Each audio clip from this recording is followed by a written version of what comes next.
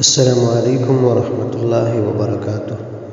یو محترم ورور تپوس کړی دی وی چې کله یو زنانه په غسل کې وي یعنی جنابت په حالت کې وي آیا د خپل ماشوم ته پی ورکولی شي که نشي ورکولی؟ نو بالکل وروره ورکولی شي، دا څومره مسله نه ده، په دې نه ګناهګارېږي ښه، بالکل ورکولی شي.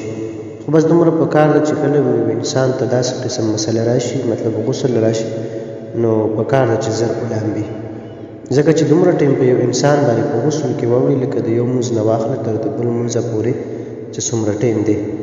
نو حدیث کې داسې راځي چې دغه کور ته د رحمت فرشتې نه ورځي، په کوم کور کې چې داسې انسان وي چې هغه په جنابت کې وي، د غسل په حالت کې وي، او په هغه باندې دومره ټیم واوړي لکه د یو مونځ نه واله تر د بل مونځه پورې، نو په دغه باندې ګناهګارېږي نه دی پکار چې انسان په غسل کې هغه ډېر وخت پاتې شي.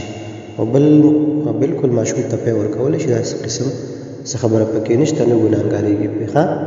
او نور هم چې د چا څه مسله وي نو تاسو تپوس کولی شئ، انشاءالله موږ به د هغې تاسو له جواب درکوو. دا زموږ پیج دی، دا هم لایک کړئ، دا چینل سره سبسکرایب کړئ. نو ځکه داسې څه قسم مسله وي نو تاسو تپوس کوئ، انشاءالله د هغې به ته موږ جواب درکوو که خیر وي.